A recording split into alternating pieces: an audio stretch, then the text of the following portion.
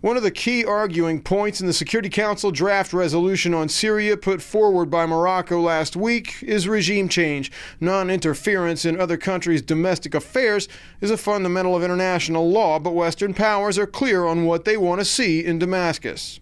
It's been long the view of the United States that Assad should step aside.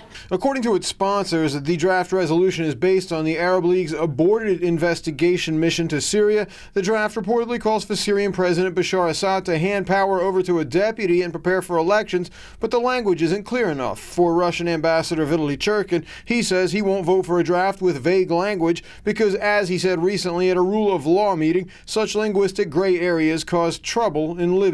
In Libya, the arbitrary interpretation of Resolution 1973 by the coalition forces led to many violations of international law.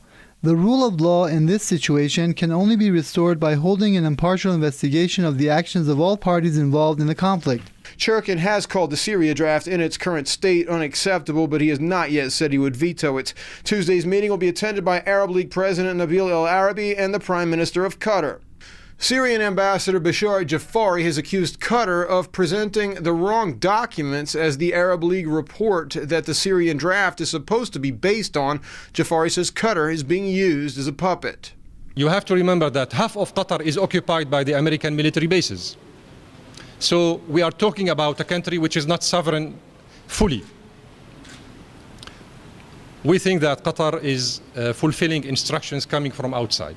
Jafari added that Arab nations are turning against Qatar as the role the tiny nation played in the Libyan revolution becomes more clear. Libyan leaders accuse Doha of pouring millions into anti-Gaddafi groups and sending weapons in shipments that continued to flow long after Tripoli fell. Hank Flynn, Press TV, New York.